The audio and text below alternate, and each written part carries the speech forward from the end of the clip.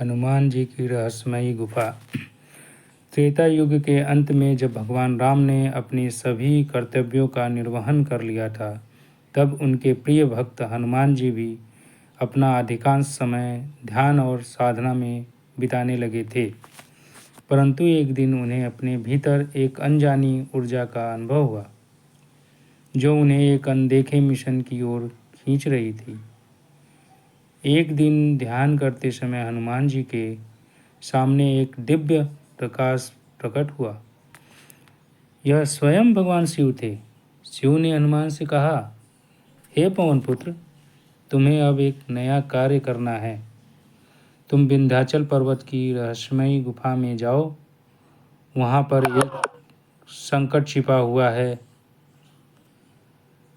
जिसे तुम्हें समाप्त करना है। हनुमान जी ने शिव के आदेश को सहर्ष स्वीकार किया और विंध्याचल पर्वत की ओर प्रस्थान किया। कई दिन और रातों की यात्रा के बाद वे विंध्याचल पर्वत पर पहुँचे। वहाँ उन्होंने एक गहरी और अंधेरी गुफा देखी। गुफा के द्वार पर एक विशाल नाग विराजमान था, जो गुफा की रक्षा कर रहा था। हनुमान जी ने नाग से कहा, हे नागराज, मुझे इस गुफा में प्रवेश करने दो। मुझे यहाँ एक महत्वपूर्ण कार्य करना है। तब नागराज ने उत्तर दिया, हे वानरवीर, यह गुफा अत्यंत खतरनाक है।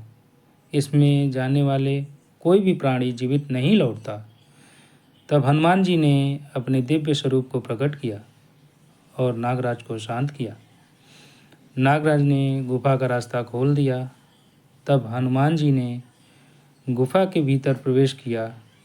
गुफा के अंदर घना अंधकार था और चारों ओर से अजीब अजीब आवाज़ें आ रही थीं।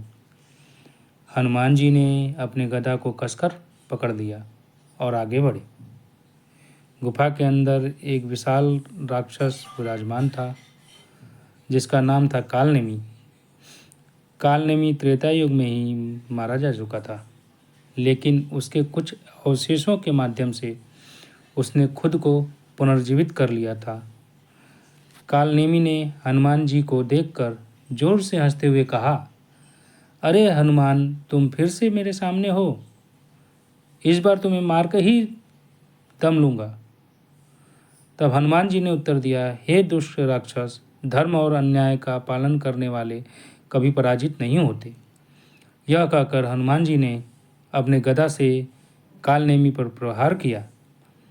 दोनों के बीच भयंकर युद्ध हुआ और कालनेमी ने अपनी मायावी शक्तियों का प्रयोग किया, लेकिन हनुमान जी ने अपनी वीरता और धैर्य से उसका मुकाबला किया। अंततः हनुमान जी ने कालनेमी को पराजित किया और उसे सदैव के लिए समाप्त कर दिया।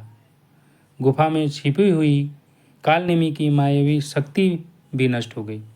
तभी हनुमान जी ने देखा कि गुफा के भीतर एक दिव्य ज्योति प्रकट हो रही है। यह ज्योति स्वयं माता सीता की थी।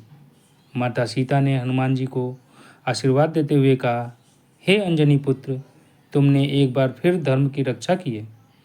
तुम्हारा यह कार्य सदा के लिए अमर रहेगा। हनुमान जी ने माता सीता के चरणों में प्रणाम किया और गुफा से बाहर निकले। उन्होंने नागराज को धन्यवाद दिया और विंध्याचल पर्वत से वापस लौटे। अयोध्या जाकर हनुमान जी ने भगवान राम को पूरी घटना सुनाई। राम जी ने हनुमान को गले लगाते हुए कहा, हे हनुमान, तुम्हारी वीरता और भक्ति के कारण ही धर्म की रक्षा संभव है। तुम्हारा यह कार्य सदा के लिए याद रखा जाएगा।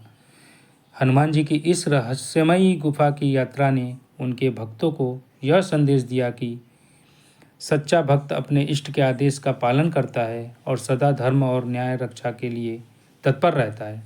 हनुमान जी का यह अद्वितीय साहसिक कार्य उन्हें भक्तों के लिए प्रेरणा स्रोत है।